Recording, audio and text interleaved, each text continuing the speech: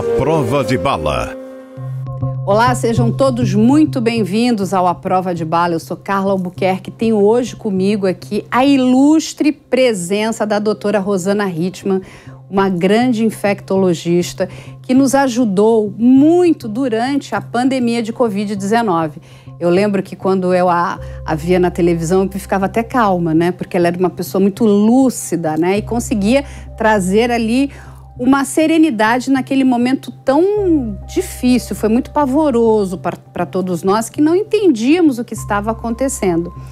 E hoje a doutora Rosana vai nos explicar, né, mais sobre a questão da vacina, sobre a questão dos vírus, porque, como ela acabou aqui, nós estávamos conversando aqui no comecinho do programa, são muitos vírus, e aqueles que a gente acha que são muito inofensivos não são tão inofensivos assim. Então, como é que nós nos protegemos, né? Nós nos protegemos através da vacina, né? Acho que a população vem conseguindo ter uma expectativa de vida, né, bastante grande, inclusive por conta da vacina. Doutora Rosana, muito obrigada pela sua presença. E eu vou lhe fazer a primeira pergunta.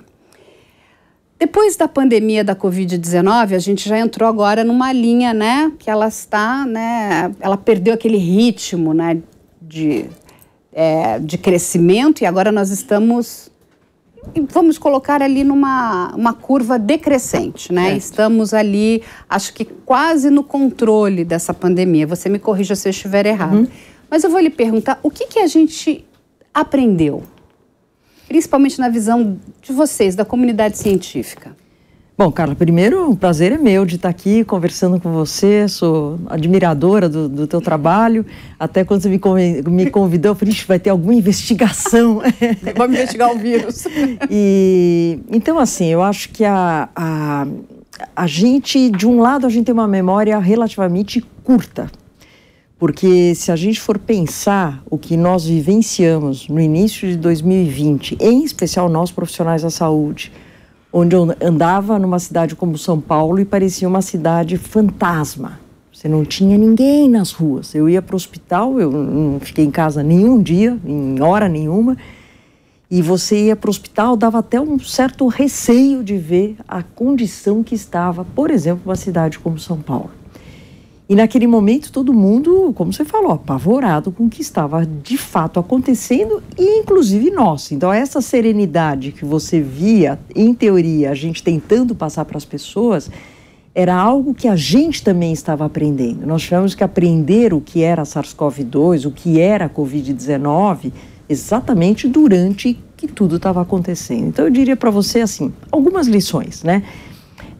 Talvez uma lição super importante é saber o que é um vírus, né? Não é? Às vezes o pessoal leva alguém no pronto-socorro e fala, é uma virose. Tudo bem, só que virose se abre assim, uma chave enorme que você tem desde vírus mais comuns e tranquilos até vírus que têm esse potencial de causar uma pandemia. Então, a população aprendeu a respeitar os micro-organismos, mesmo aqueles que ela não enxerga, né?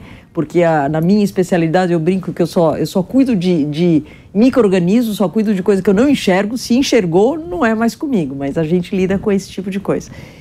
E eu acho que a segunda lição muito importante foi cada um de nós saber que o que você faz ou deixa de fazer vai ter implicação na vida do outro. Eu acho que essa é a principal lição que nós aprendemos e eu espero, Carla, que as pessoas não esqueçam disso. Não esqueçam de que a responsabilidade individual que cada um de nós tem, no sentido de disseminar doenças, no sentido de deixar de usar as precauções que a gente precisa usar, no sentido de deixar de se vacinar por uma opção individual, vai e pode ter reflexo na vida de cada um de nós, inclusive aqueles próximos de nós que a gente ama. Então, acho que essas são as principais lições. E agora, doutora, deixa eu lhe fazer uma pergunta, né? A gente viveu essa pandemia e a gente viu que o sistema de saúde foi muito afetado, né? Até o que você estava colocando aqui. Todos os médicos trabalharam ali todos os dias, nas mais variadas especialidades. Eu acho que a sua foi uma especialidade muito demandada, né? Os pneumologistas, os médicos que trabalham com toda essa área respiratória, os cardiologistas também, mas o sistema de saúde foi muito afetado. Você acredita que depois de tudo isso que nós vivemos, aí eu digo de uma questão até não só local, mas global, os nossos governantes estão atentos da importância, da necessidade desse sistema de saúde funcionar? Porque o que a gente vê era aquela corrida aos hospitais, aquele desespero. Em algumas cidades você não tinha oxigênio, você não tinha leito. Os médicos estavam sobrecarregados porque não dormiam. Vários médicos, inclusive, vieram a óbito também porque acabaram se infectando. E assim, a gente aqui só pode agradecer esses médicos porque eles escolheram salvar a vida de outras pessoas e colocaram a vida deles em risco. E não só médicos ali, toda aquela equipe, né, de enfermeiros. Profissionais de saúde. Todos, aqueles que trabalham, mesmo os profissionais da área de limpeza, que eram, assim, importantíssimos, né? A gente tinha que limpar tudo, lembra? Não chegava uma caixa, álcool não era mais nem 70, era álcool 90, álcool 100%. O que tem aqui para esse vírus morrer, né? Passa sabão na caixa antes de abrir. Era uma loucura, a gente viveu uma loucura. Mas você acredita que ficou alguma lição para os governantes, não só do Brasil, mas do mundo? Porque eu não sei, às vezes a minha impressão é que, já passou, vira a página e vamos ver, porque se a gente tiver uma pandemia ainda vai demorar. E uma pergunta já colada aí, vai demorar mesmo? Bom, primeira pergunta é que infelizmente, eu tenho que concordar com você. Eu acho que a hora que as coisas passam, as coisas melhoram, infelizmente, o pessoal simplesmente vira a página e parece que a lição não foi aprendida. O que nós vimos o mundo inteiro, independente de país, mais desenvolvido, menos desenvolvido, ninguém estava preparado para enfrentar uma pandemia. Ninguém. Lógico, teve governos que souberam enfrentar de uma forma talvez mais dinâmica, no sentido de ações, etc. E tiveram governos que não, que realmente tiveram mais dificuldade de entender a gravidade do que estava acontecendo. E nós mesmos, médicos, eu lembro tão bem, eu sou do Emílio Ribas, no comecinho de 2020, primeiro seminário que eu estava fazendo com meus alunos, com meus residentes, era uma pneumonia na China, lá que a gente fala, um mercado de peixe longe, isso não vai chegar nunca aqui. Isso é lá longe. E a gente não tinha noção que a partir de março a gente já ia começar a ter os primeiros casos, as primeiras mortes e aquela curva absurda que nós vimos. Então, infelizmente, Carla, eu acho que essa lição ela não é aprendida.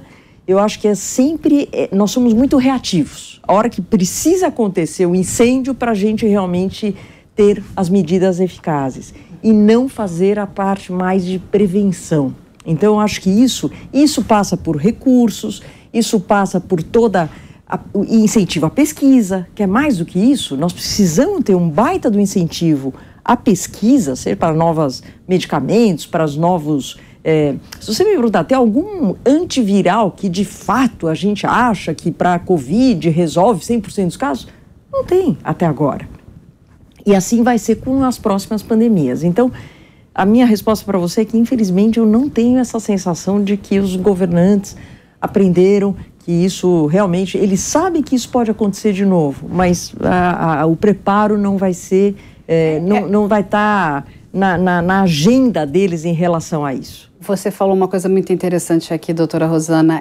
O que a gente sente é que a gente acaba enxergando, né? De repente, um número muito grande, né, de recursos sendo colocado para uma viagem, né, espacial. Vamos descobrir um planeta, uma estrela, alguma coisa. E isso está tão distante da nossa realidade, né, do nosso agora, enquanto nós precisamos, é o que você falou, de recursos para pesquisas científicas. Como é que nós melhoramos a qualidade de um determinado medicamento? Como é que nós descobrimos novas vacinas? Como é que nós protegemos a nossa população?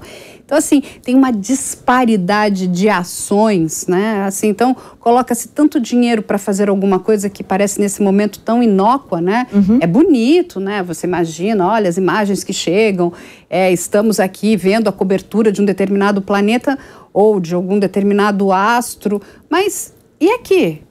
E esses vírus que você falou, não enxergamos eles, mas estamos sendo contaminados de alguma forma por eles, né? E outro exemplo também que eu acho que a gente não aprendeu, principalmente as autoridades, né, políticas e sanitárias, é ver a disparidade em termos de cobertura vacinal e de disponibilidade de vacinas quando você vai lá para o continente africano e quando você vai para a Europa e Estados Unidos. Quer dizer, enquanto... Não estou falando agora, estou falando lá atrás que estava todo mundo desesperado atrás das vacinas. E a gente tinha que pensar que nós estávamos diante de uma pandemia. Enquanto eu não resolvesse o problema em todo o globo, não adiantava eu sentar em cima de quilos de vacinas para o meu quadrado, para o meu país, para a minha população. Isso a gente viu que não mudou. Veio agora mudando um pouco, mas veio agora a monkeypox, a varíola do macaco. O que aconteceu? Exatamente a mesma coisa. Os países ricos foram lá e compraram todas as vacinas. É meu. E com isso você fala, pô, se isso vira uma coisa mais globalizada, e óbvio que hoje tem um risco muito maior, de novo a gente está fazendo o mesmo erro. Então, infelizmente, em geral, sou muito otimista, viu, Carla? Mas infelizmente eu acho que nesse quesito a gente não... A memória é muito curta, passa rápido. E quando a gente fala da pandemia, né, porque antes dessa da Covid, nós tivemos uma grande, que foi em 1920, é isso? Corrija, 18, isso. 1918, 1920 ali. E aí o que acontece? Nós não tínhamos essa infraestrutura dessa malha, né, aeroviária, onde as pessoas viajavam, essa infraestrutura marítima, onde o que você falou, uma pessoa sai daqui, em poucas horas ela está em outro país. Então, se essa pessoa está infectada, ela está levando para outro país e vice-versa, né? Viajando, inclusive a pandemia, ela acontecia, mas ela era mais controlada, né? Eu acho que era dessa forma que funcionava. Hoje, a coisa, ela perde o controle, porque são milhares de voos, milhares de, enfim, de trens, possibilidades, de navios. Eu digo nessa estrutura que a gente está se locomovendo de um país para o outro.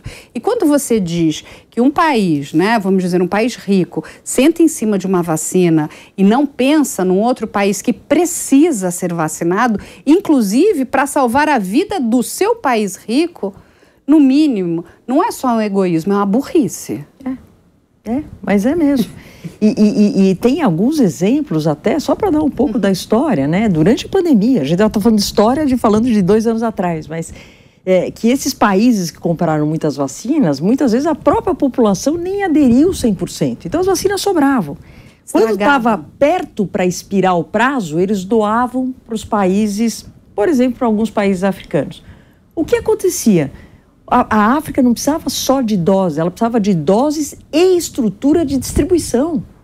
Porque chegava lá e falava, bom, muito bem, e agora? Cadê a campanha? Como é que eu faço? Como é que eu distribuo?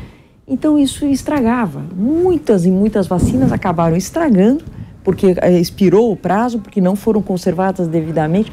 Ou seja, nós temos muito que aprender. Temos muito que aprender. Você falou muito bem, nos Estados Unidos as pessoas recebiam $100 para serem, né, para aderirem à vacina, porque existia ali, a gente depois vai conversar aqui com a doutora Rosana, existe ali toda uma, eu acho que uma ideia errada em relação à questão da vacina, existe aí um pânico que foi criado, né, por uma linha de pessoas que linkam a vacina ao autismo, então existe ali um pavor. Mas vamos voltar ainda um pouquinho para a Covid. A comunidade americana hoje, né, lançou há poucos dias, né,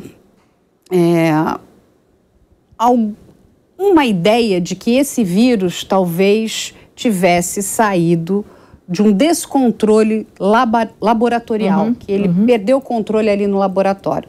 Você acredita que essa vertente é correta ou que, de verdade, o vírus foi na verdade, foi uma mutação de um vírus que estava no morcego e passou ali para o ser humano?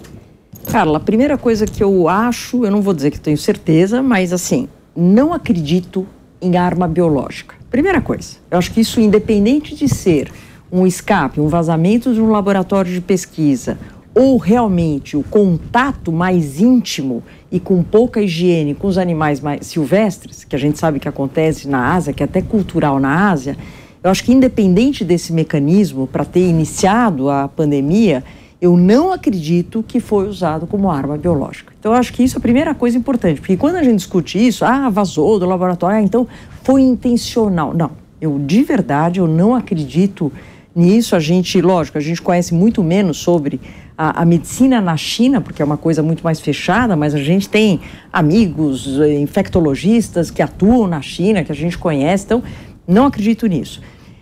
Do ponto de vista prático, eu penso mais na possibilidade do íntimo contato dos animais silvestres, inclusive vivos, né, morcego, etc., com os humanos. Então, a hora que você tem esse tipo de contato e a possibilidade de vírus que se adaptam, tem vírus que têm uma genética adaptada para os mamíferos, para algum animal, e eles podem se rearranjar geneticamente e passar a ser também, achar dentro das nossas células receptores para eles. E foi isso que aconteceu. O SARS-CoV-2, porque a gente já tinha tido também o SARS-CoV, né, lá atrás, que também já tinha... felizmente, aquela pandemia acabou sozinha, nós não tínhamos vacina, não tínhamos tratamento, mas acabou acabando sozinha a circulação do vírus. Dessa vez, não. Esse vírus é fantástico para causar uma pandemia, porque você pode estar assintomático e estar transmitindo.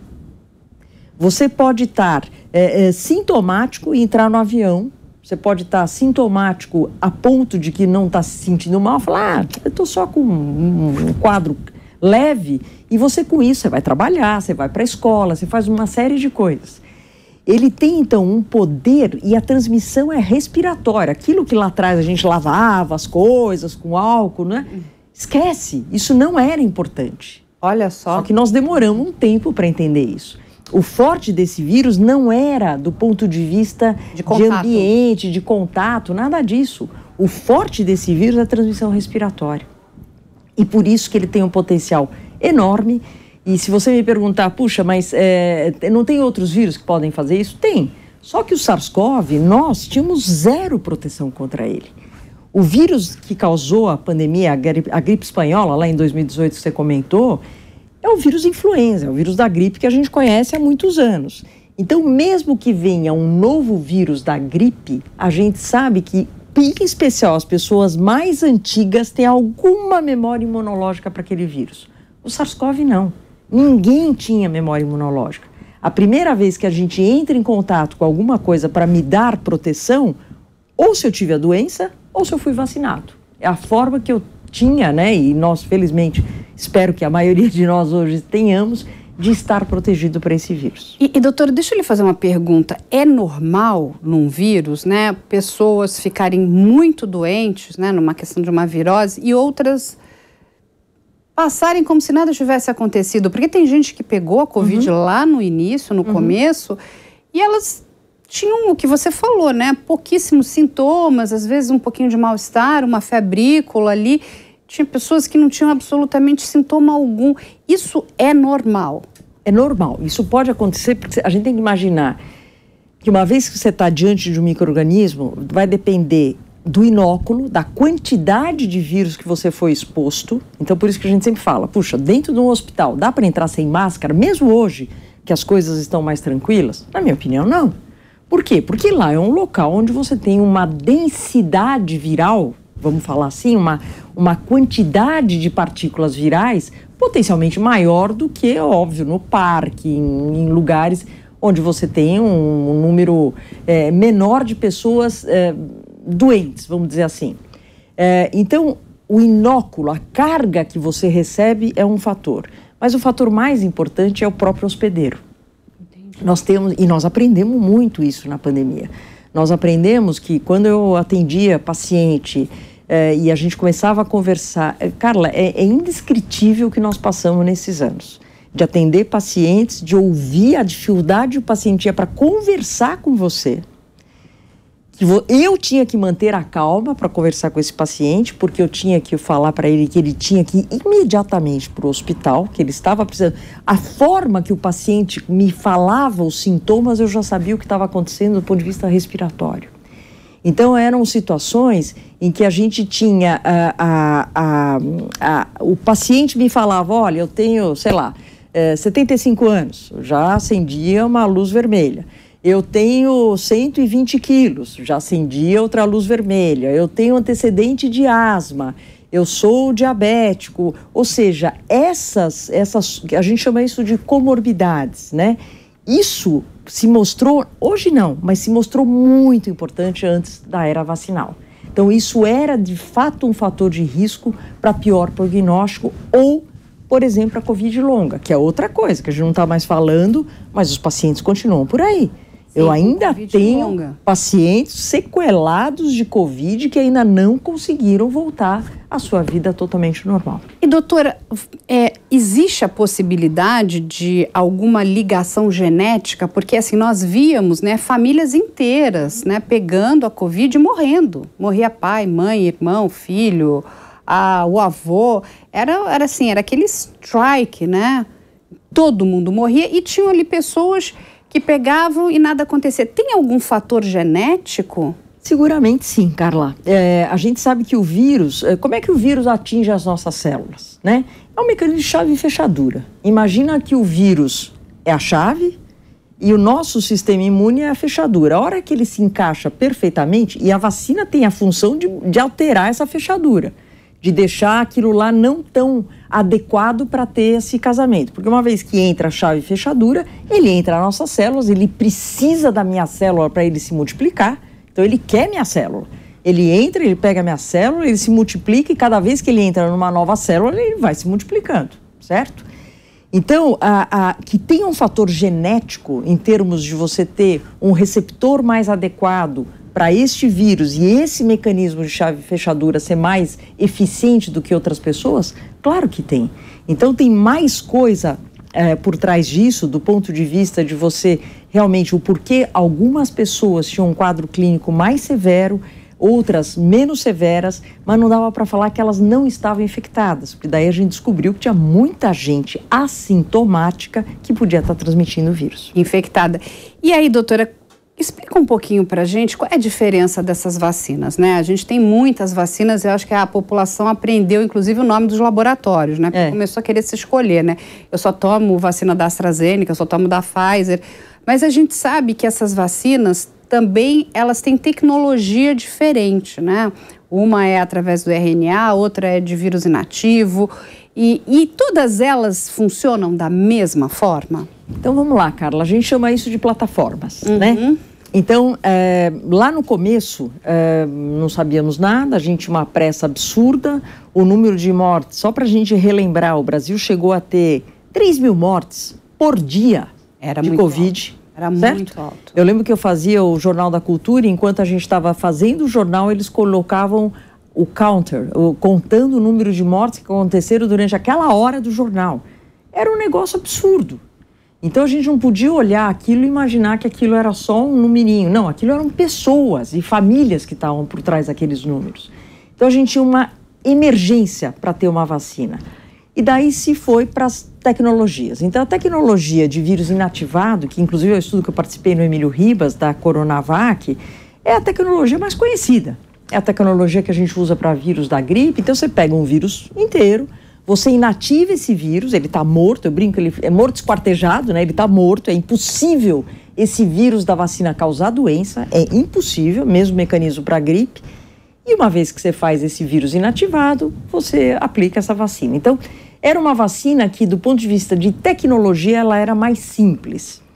Só que o que aconteceu nessa época? Em paralelo, estava se desenvolvendo muita vacina de RNA mensageiro nos Estados Unidos, tanto Moderna e depois veio a Pfizer. Com qual objetivo? O objetivo era vacina para câncer, Carla. Tem um câncer, o que você fazia? Você manda as suas células de câncer para o laboratório da Moderna nos Estados Unidos e eles desenvolviam uma vacina genética contra o seu câncer. Que bárbaro. Isso estava a 1000 por hora, até que aconteceu a pandemia. Então eles mudaram, em vez de fazer isso, mas a tecnologia já estava em curso, eles mudaram o foco para a Covid-19 e por isso que a vacina sai em tempo recorde.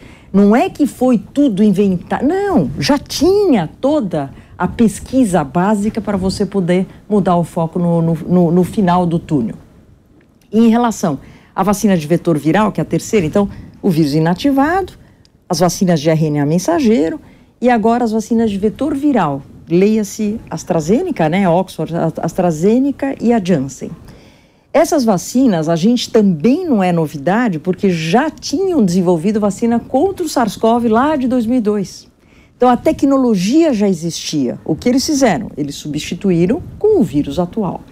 Então, assim, independente da plataforma, naquele momento, qualquer vacina que fosse disponível, é o que eu falava, qual é a melhor vacina para mim?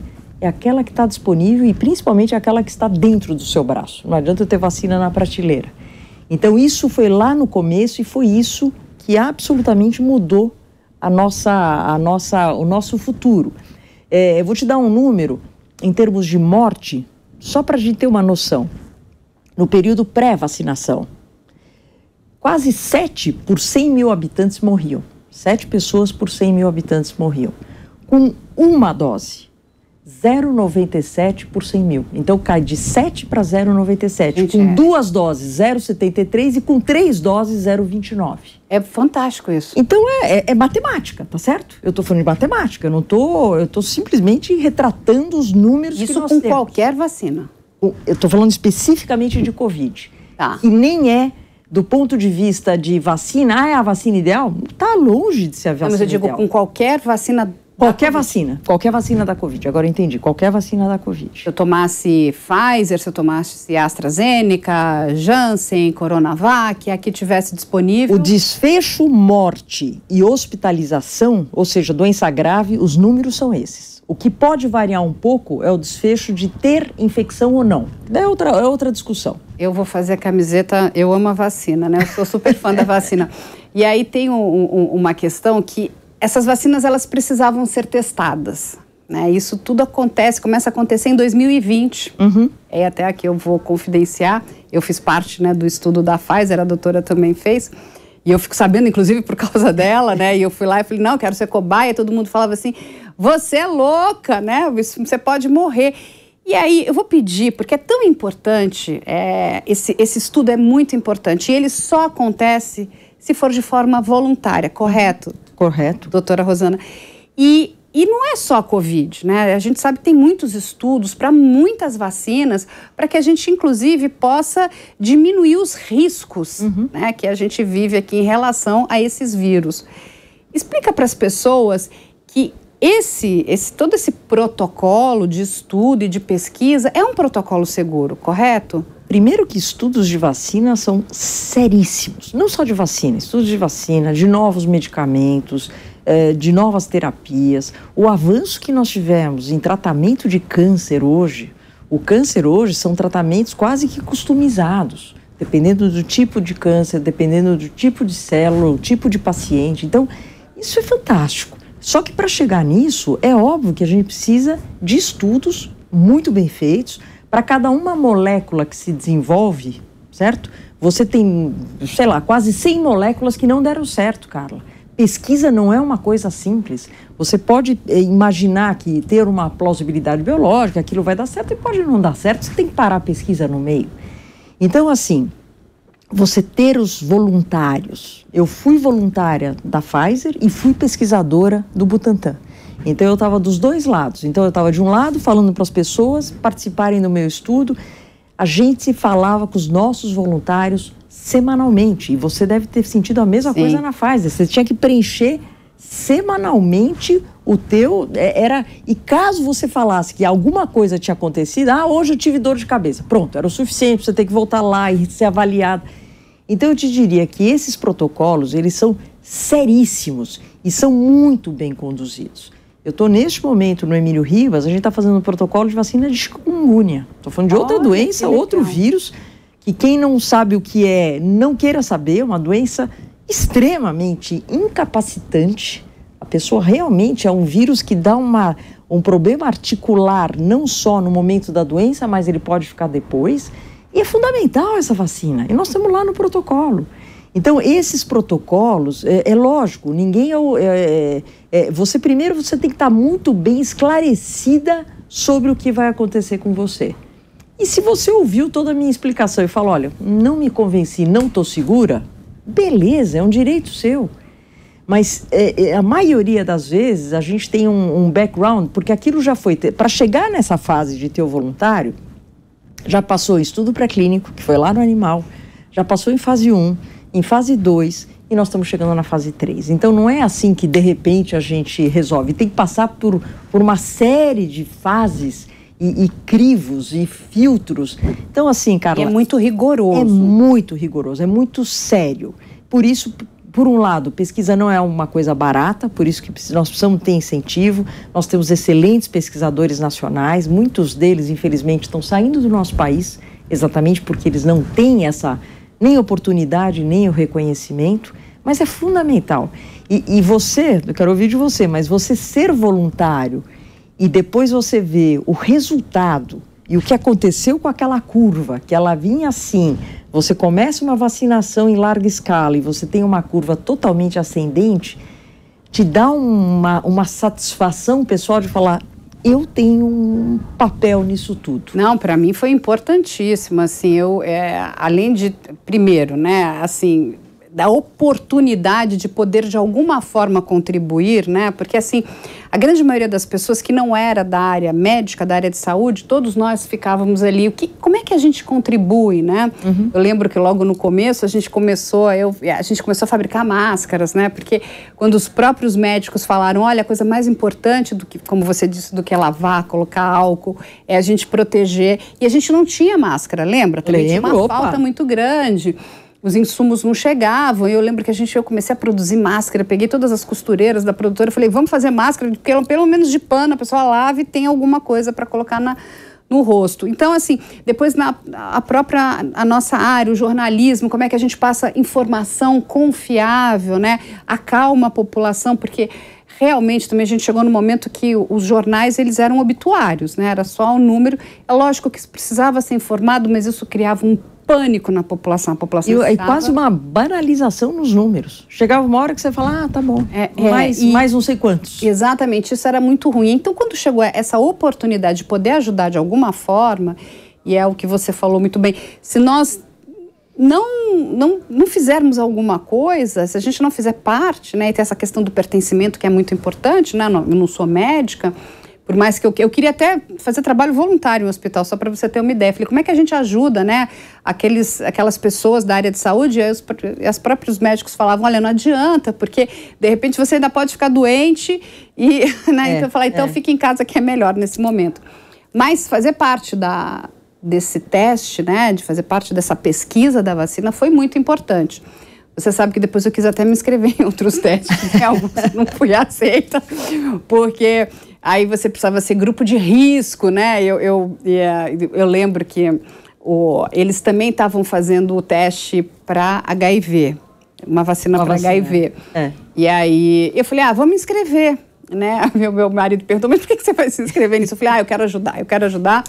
E aí eu não fui aceita, fiquei um pouco chateada, mas eles falaram assim, não, mas você não é grupo de risco, você tem que ter múltiplos parceiros.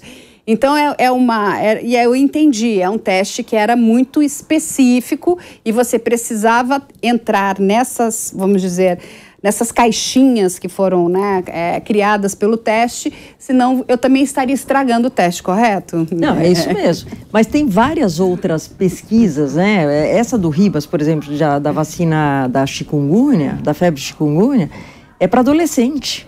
E não foi fácil você ter o voluntário. Em compensação, quando você conversa com o voluntário adolescente, é muito bacana, porque ele fala, não, eu tô investindo no futuro, no meu futuro, e o futuro da minha geração. Então, isso tudo faz parte. Então, é muito mais uma questão de como você conversa, né, no sentido de que, aquela coisa, cobaia, imagina, tudo isso nós estamos falando em fase 3, nós estamos falando em segurança, e se tiver qualquer coisa que comece a sair do script, o estudo é interrompido imediatamente. Isso aconteceu, lembra, com a AstraZeneca, que teve uma pessoa que estava no estudo, depois ficou esclarecido que não tinha correlação com o estudo, mas ela veio a óbito, mas eles param, eles, né, vão investigar se tem algum problema com aquela determinada vacina e depois eles acabaram voltando para o estudo porque ela... Era uma interrupção cautelar, né, exatamente por uma cautela, vamos interromper, vamos entender e viram que não tinha nada a ver uma coisa com a outra e a gente continua. Aí eu vou aproveitar, porque tem uma vacina que eu acho que é muito importante, que é a do HPV, não é? Principalmente, e essa é uma vacina que ela precisa ser dada numa idade específica, correto, doutora? Preferencialmente, vamos dizer assim. Você preferencialmente, do ponto de vista ideal, é que você tem anticorpos contra o HPV, então, assim, o que é o HPV, né? Human Papilloma Virus. Então, é um vírus que causa a papilomatose e é um vírus intimamente ligado a câncer. Então, ou seja, é muito séria a doença que ele pode causar, é isso? Exatamente. Então, o ideal é que você já tenha anticorpos contra esse vírus antes de entrar em contato com ele. Esse é o mundo ideal. E quando é que eu começo a ter a possibilidade de entrar em contato com esse vírus? Frequentemente é quando você inicia a sua atividade sexual. Por isso que no Programa Nacional a vacina está entre 9 e 14 anos, menor que 15 anos, para meninos e meninas. Mas daí você me fala, mas eu tenho alguém que está lá com 25 anos e está preocupado. Lógico que deve vacinar, porque a vacina, tem uma vacina contra 4 tipos, que é essa que está na rede pública, e está chegando agora, Carla. Esse fim de semana está sendo iniciado no nosso país uma vacina nonavalente, contra 9 tipos de HPV. Uau! Então, mesmo que eventualmente você já teve contato com um dos 9, você está se protegendo contra os outros 8. Então, a idade, eu só quis te falar que preferencialmente, porque sim, mesmo que você já não esteja mais na idade de tomar essa vacina no Programa Nacional, na rede pública, ela não tem hoje, a vacina não tem mais limite superior de idade. Não, isso é muito interessante, até porque é uma das questões que muitas pessoas perguntam, né? Eu posso tomar, eu devo tomar essa vacina? A gente sabe que é uma vacina que tem um custo alto, né? Uhum. Até porque ela é dividida, se não me engano, em 3 doses, não é isso? Então, ela não é uma vacina barata se você não tomar na rede pública. Acho que na rede pública ela só está disponibilizada para essa faixa etária. Dos 9 aos 15 anos e para alguma população de maior risco, por exemplo, as pessoas que vivem com HIV até os 45 anos. Ela está disponibilizada também na rede pública. E aí tem uma desinformação, né? Porque a informação que foi passada é que era uma vacina para meninas, mas os meninos também têm que tomar. Então, assim, o principal objetivo da vacinação, no início, era a prevenção de câncer do colo do útero. Nem todo mundo que tem HPV, só para te dar alguns números, 80% da população sexualmente ativa, 80% da população mundial, em algum momento da vida, vai encontrar esse vírus. Ele é muito comum. Porque às vezes eu vejo no consultório as pessoas falam, eu tô assim, sem graça, eu tô me sentindo mal porque eu me infectei com HPV. Eu falei, você e 80% da população mundial. Então é um vírus de fácil transmissão porque ele é de contato. Basta você ter contato de pele com pele, genital com genital, para você se infectar. Então esse vírus é um vírus intimamente relacionado com o desenvolvimento de câncer. Então eu falei, nem todo mundo que tem HPV, claro, tem câncer. Mas quem tem câncer de colo do útero, 100% tem um HPV por trás disso. Então, no começo, toda a campanha, e eu acho que tem um certo erro nessa campanha, foi muito voltada para câncer do colo do útero. E se falou pouco de câncer de orofaringe, que é muito mais nos meninos e nos homens, câncer anal, câncer de pênis, ou seja, nós temos outros cânceres que no início não foi falado. E lógico, quanto mais você protege, a gente chama isso de vacinação gênero neutro, né? Masculino ou feminino. Quanto mais você vacina o gênero masculino, menos vai ser infecção das mulheres e menos doença nos homens, né? E outra coisa que tem a ver com o HPV é verruga genital, que é muito comum, não é câncer, mas quem já teve sabe o quanto a pessoa... aquilo se sente mal, tem gente que fala, me sinto suja, é algo que incomoda muito, tem que cauterizar, um tratamento ruim. Ou seja, não tem o porquê alguém que está nos ouvindo agora, que tem alguém em casa entre 9 e 15 anos, essa vacina é gratuita na rede pública, extremamente segura, deixe de vacinar o seu filho. Não, é importantíssimo, olha, é urgente. E tem essa questão, de novo, que você levanta muito bem aqui, uma questão de política pública, está faltando informação aí temos que cobrar aqui, né, dos nossos governantes que trabalham essas campanhas de vacinação. Gente, é fundamental que os meninos, né, também se vacinem, se protejam, para a gente poder controlar, porque é uma doença, como você muito bem colocou, muito complexa, não só para as mulheres. Agora você está explicando, olha aí, câncer aqui de orofaringe, câncer de pênis. Gente, não é bom, não.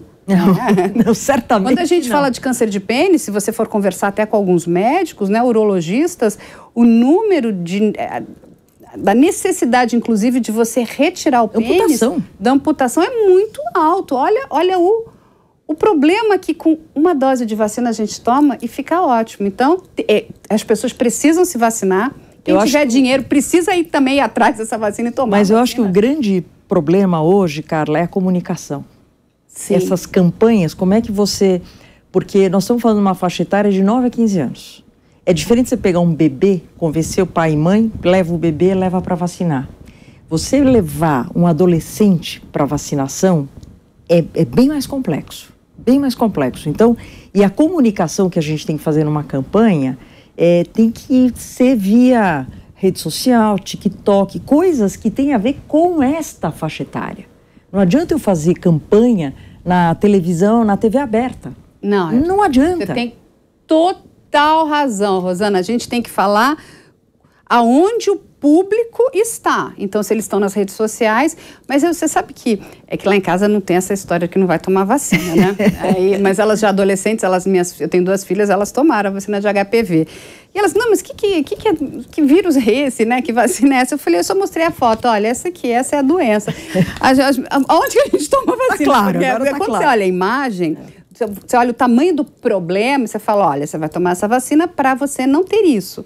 Não, mas não precisa mais me convencer, eu estou super convencida, né?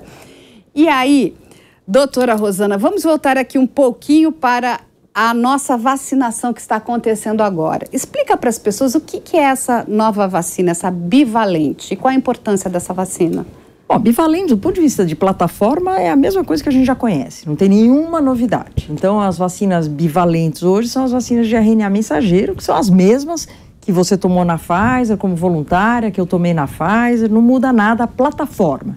Então, os eventos adversos são exatamente os mesmos que nós já vivenciamos, eu diria, bilhões de doses aplicadas no mundo inteiro, tá? Então, a vacina, mesma coisa. O que muda?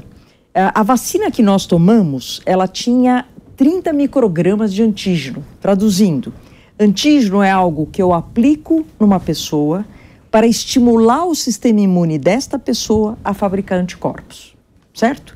Então, eu tinha 30 microgramas desse antígeno da cepa original lá de Wuhan, lá de 2020. Então, foi para esta cepa que a gente tomou a vacina e a gente produziu anticorpos. O que nós vimos nesses últimos 3 anos? O vírus foi mudando. Então, vem as variantes. Alfa, delta, gama, beta, vieram todas as variantes até que a gente chega na Ômicron, no início de 2022. E a Ômicron continua com algumas mudanças, mas é a mesma variante que está, entre aspas, estável entre nós. Então, chega o momento de eu começar a atualizar essa vacina. Adiantava eu ter atualizado com a beta, gama? Não, porque aquilo eram ondas, que se eu atualizasse era capaz de, a hora que minha vacina estivesse pronta, pronto, o vírus já mudou de novo. Não ia funcionar. Não ia funcionar da mesma maneira que eu imaginava. Então, o que aconteceu? Agora que se viu uma certa estabilidade, em vez de ter 30 microgramas do vírus de Wuhan, aquela cepa ancestral, original, eles colocaram 15 microgramas desse e 15 da Ômicron. Então, continuam sendo os mesmos 30, só que, digamos assim, que há uma mistura. Não é bem uma mistura, mas na tecnologia eles conseguem fazer isso. Qual o objetivo? Se eu tomar essa vacina, eu tenho mais de 60 anos, eu tenho uma chance de ter uma resposta imunológica pior do que alguém de 25 anos, tá certo? Se eu tomar essa vacina, eu vou conseguir responder melhor com anticorpos para esta cepa específica do que alguém com 25 anos que tomou a ancestral, mas que tem uma resposta imunológica muito melhor do que a minha. Isso chama imunossenescência, envelhecimento do sistema imune. Então, por que a vacina bivalente está começando para as pessoas com acima de 70 anos, transplantadas, que fazem algum tratamento imunossupressor, ou seja, aquelas pessoas que respondem mal à vacina? Elas precisam de uma vacina que tenha uma resposta imune mais direcionada, mais específica. E é importantíssimo que essas pessoas se vacinem. É importantíssimo porque, inclusive, faz tempo que elas tomaram a última dose. Eu tenho minha mãe com 91 anos, a última vez que ela tomou vacina foi lá atrás, porque ela toma sempre que as vacinas chegam. Então, seguramente faz muito mais do que 4 meses. Então, se eu for ver a quantidade de anticorpos hoje que ela tem, depois de 4, 6 meses, com 91 anos, é muito baixo. Eu preciso urgentemente dar uma vacina para ela. E daí que entram essas novas vacinas. Então, eu diria, claro, não precisa sair correndo, mas vamos fazer a vacinação para a população-alvo que está sendo chamada de uma forma organizada. Então, começa por uma faixa etária, vai descendo. E uma coisa importante, Carla, não tem, a princípio, vacina para todo mundo bivalente. Então, as pessoas que ainda não tomaram as suas doses de reforço, que estão esperando uma vacina bivalente, bobagem. Entendi. E me diz uma coisa, doutora Rosana, você acredita que em algum momento a gente vai chegar a uma vacina que vai ser dose única ou a Covid vai ser uma vacina anual, como a gente está tomando aqui para o influenza? Olha, existem mais novas tecnologias de vacina, né? Vacinas proteicas, que eu não falei em hora nenhuma ainda. As vacinas proteicas, elas são meio que mais universais, vamos dizer assim. Você não tem, independente de ser alfa, beta, gama, delta, a resposta dela é mais ou menos igual, porque o alvo é outro. Nós ainda não temos na nossa realidade, mas é algo que está tanto para gripe quanto para SARS-CoV, então é algo que está em desenvolvimento.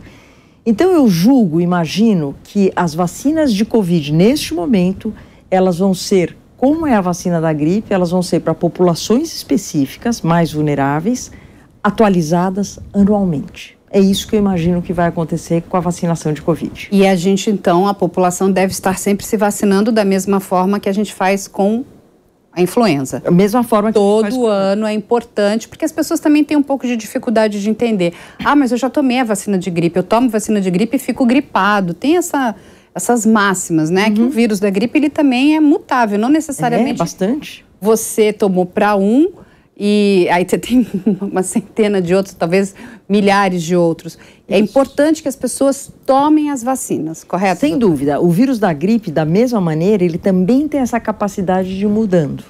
Então, a vacina, todo ano, ela é atualizada. Vai começar a campanha agora em abril, começa a nossa campanha de gripe, né, de influenza. E se você pegar a vacina de 2023, ela não é igual à vacina de 2022, porque ela já foi atualizada. Quem define o que vai estar dentro da vacina é a Organização Mundial da Saúde. Eles definem uma vacina para o hemisfério norte, que tem o inverno 6 meses antes da gente, e uma vacina para o hemisfério sul, que a gente tem o inverno depois. Então, as vacinas, inclusive, não necessariamente são iguais. Nesse aspecto, o Brasil leva vantagem, porque teve anos que deu tempo de, entre aspas, corrigir a vacina para nós. Olha que bom. Eles fizeram uma vacina para o hemisfério norte, começou a circular uma cepa que não era o que estava dentro da vacina, e a hora que eles foram para o hemisfério sul, eles conseguiram atualizar e a gente já pegou a vacina nova. Então, a coisa é muito dinâmica, Carla. Eu sei que é difícil entender, é chato, mas todo ano eu tenho que ir lá, eu já tomei. Mas se a gente entender o mecanismo do porquê, fica muito mais fácil eu me convencer e falar, agora entendi, eu tenho que tomar todo ano mesmo. Inclusive porque quando eu me vacino, eu estou protegendo outras pessoas, né? Tem essa questão que é muito importante. Agora, doutora, eu sei que você também cuida bastante da pesquisa do HIV, correto? Tem um estudo muito grande. A gente até conversava aqui um pouquinho antes do programa sobre uma possibilidade de ter uma vacina eficaz. E você até havia me dito que talvez nós vamos chegar mais perto de um medicamento do que de uma vacina. E aí eu vou pedir para você explicar aqui para as pessoas, porque hoje já existe um medicamento que nós conhecemos ele como PrEP, é isso? Que seria um antiviral, vamos dizer, para as pessoas que têm múltiplos parceiros, enfim, que os médicos, né, indicam que eles façam uso desses medicamentos para que eles não venham a se infectar, porque, infelizmente, ainda nós temos aqui muitas pessoas que não se protegem, né, que é um risco muito grande. Eu não consigo entender uma pessoa não se proteger tendo múltiplos parceiros, né, porque você está colocando a sua vida em risco. Explica para a gente essa questão dessa dificuldade dessa vacina e esse medicamento que a gente tem hoje, ele é realmente bom? Então vamos lá, Carla. O vírus do HIV, mudando totalmente de vírus, é diferente tudo. É diferente a forma de transmissão, é diferente a sua característica. Esse vírus é outro vírus que também tem uma capacidade muito grande de mudanças. Ele não é um vírus estável e é um tremendo desafio fazer vacina para o HIV. Então é um vírus que a gente sabe que as pesquisas lá atrás, né, estou falando da década de 90, quando você passa a ter os antirretrovirais, que são os antivirais específicos para esse vírus, mudou a vida dos meus pacientes. Eu era jovem, médica jovem infectologista no começo da AIDS, e meus pacientes duravam 6 meses, morriam e viam mais uma leva de pacientes, 6 meses, morriam e era assim. E você não tinha o que falar. Você falava para o paciente e para a família, olha, infelizmente não temos nada para oferecer. Então mudou radicalmente. Hoje os pacientes vivem super bem. Eles fazem planos, têm filhos, pós-graduação, vida normal, Carla. Vida normal. Olha, que coisa desde que eles tenham disciplina. O que é disciplina? Tomar remédio todo dia. Isso é disciplina. Então, todo dia tem que tomar antiviral. De preferência no mesmo horário, tudo certo, não pular dose. Isto é fundamental para eles terem uma vida totalmente controlada. Ninguém está curado, mas eles estão totalmente sob controle. Eu sempre falo que é mais ou menos como um diabético que precisa de insulina. Eu não estou curando o diabético, ele vai continuar precisando da insulina, só que ele está totalmente controlado. Ele não vai ter problemas e complicações do diabetes se ele for disciplinado. Mesma coisa HIV. Tem até um estudo, aproveitando aqui, mas é que eu acho fantástico esse estudo. Eles fizeram no Reino Unido. Eles viram homens soropositivos para HIV e homens soronegativos para HIV. Um grupo infectado, um grupo não infectado. E foram ver qual era a maior sobrevida, se eram as pessoas vivendo com HIV ou as pessoas do sexo masculino não infectadas. O que você acha que deu a resposta do estudo? Pela sua cara, os que estavam infectados, porque eles estavam tomando o coquetel retroviral, é isso? Eles estavam tomando coquetel e eles vinham no médico com regularidade. A cada 5 meses. Coisa que as mulheres fazem, em geral, vão ao seu ginecologista. Ou seja, fazem medicina preventiva. A sobrevida do paciente vivendo com HIV no Reino Unido, do gênero masculino, é maior do que um homem que não tem a infecção pelo HIV. Isso é incrível. Concorda? É um dado que você fala, não é possível. Isso é maravilhoso. É o seguinte, as pessoas cuidando de fato da sua saúde. A prevenção, né? É isso Eu aí. acho que o dia que a gente conseguir entender essa palavra prevenção, porque tudo é o ataque, precisa vir o caos para a gente começar a tomar alguma atitude. É o que você falou. Se talvez nós cuidássemos da nossa saúde com mais regularidade, e aí também, né, doutora, a gente precisa aqui ser bastante honesto, né? Infelizmente, a gente tem uma faixa muito grande da população que não tem acesso a plano de saúde, Exatamente. Consultas médicas são caras, e aí a gente, né, escuta, o nosso sistema único de saúde é bom? Mas tem gente que demora 1 ano, 2 anos para conseguir fazer um exame. Ou seja, é muito desigual. Uhum. Então, assim, voltando ao HIV, então, vacina não creio que nós teremos tão cedo. Hoje nós temos tratamentos fantásticos. Tem gente que toma 1 comprimido por dia e está vivendo muito bem. Tem gente que toma 2 comprimidos por dia e está vivendo muito bem. Então, isso não é mais um problema desde que o paciente seja disciplinado e ele também não transmite. É outra coisa importante. Uhum. Se ele está fazendo o seu tratamento adequado, ele não transmite mais o vírus para ninguém. E daí eu vou para o tal PrEP, que você falou. Que é a profilaxia pré-exposição. O que é isso? É alguém que não é infectado, mas ou é profissional do sexo, ou tem múltiplos parceiros. Então, se ele toma diariamente uma dose do antirretroviral, ele tem nas portas de entrada do vírus, genitais, onde tem a porta de entrada do vírus, ele tem uma quantidade de antiviral que impede, mesmo que ele seja exposto sem proteção, impede a entrada do vírus. Então, isso nos Estados Unidos, no Brasil, foi um grande avanço. Tem muita gente tomando o PrEP para não se infectar. Só que nem tudo são flores, né, Carla? Agora já vou falar o outro lado da história. Que é um medicamento.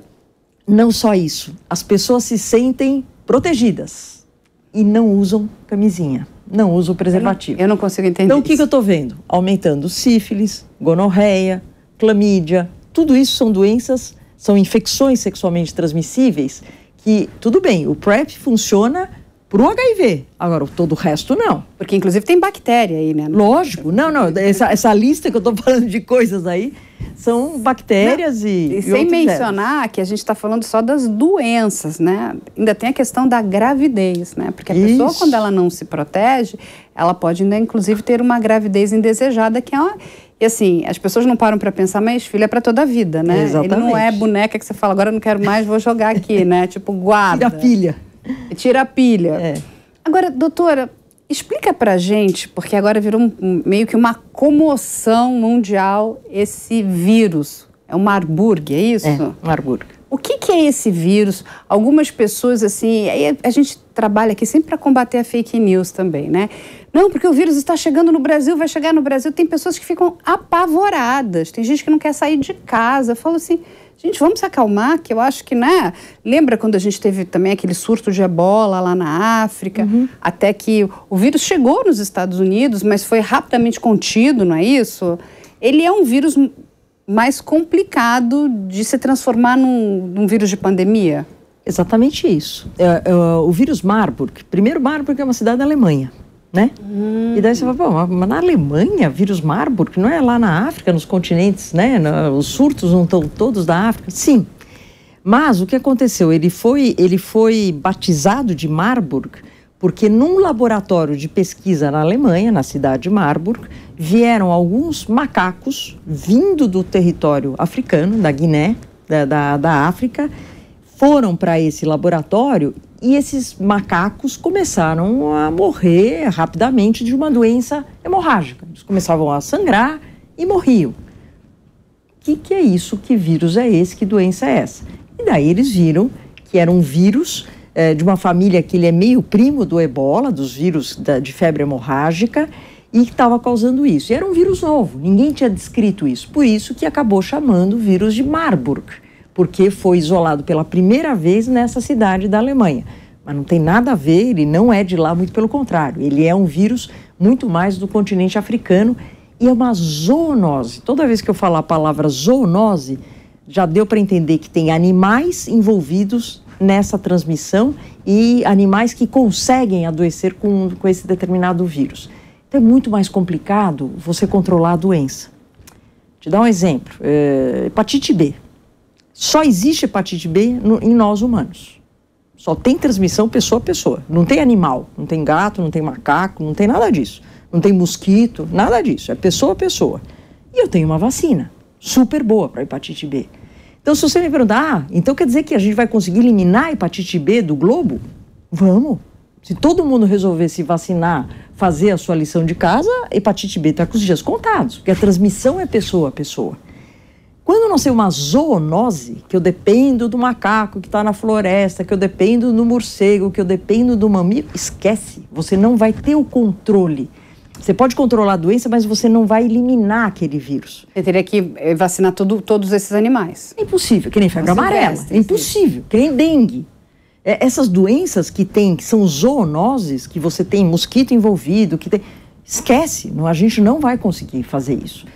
Então, o Marburg, por que é um vírus que não, a doença, febre hemorrágica, né? Por que ele não é um candidato para ser pandêmico?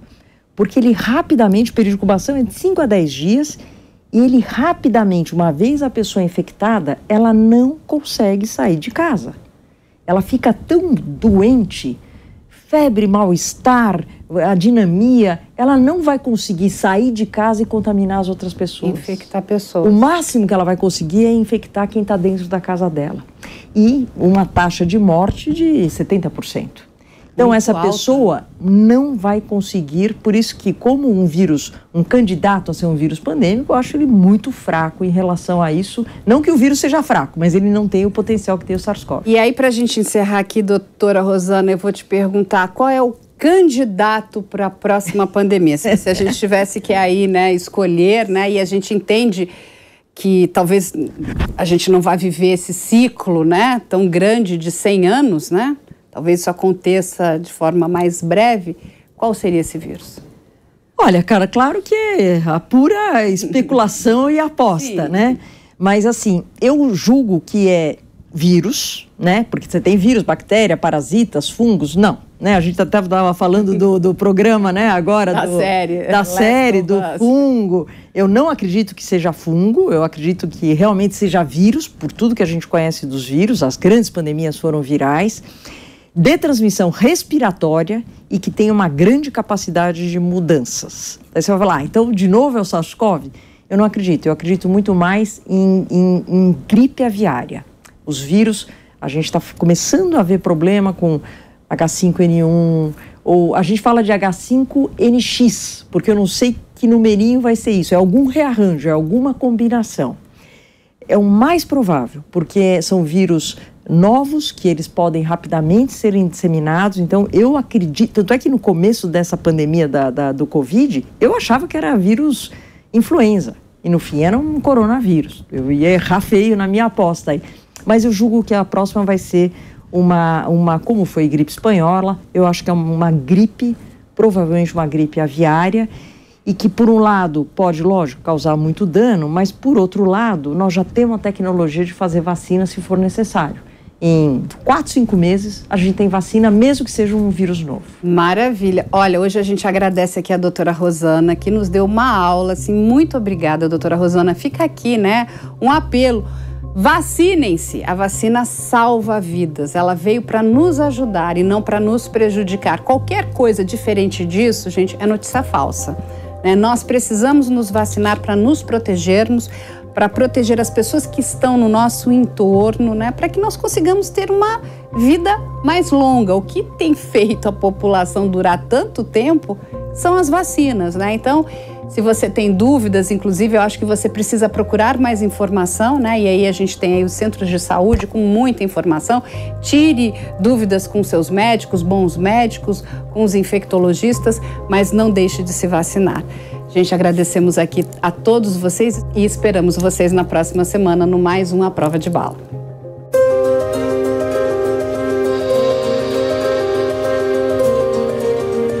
A Prova de Bala.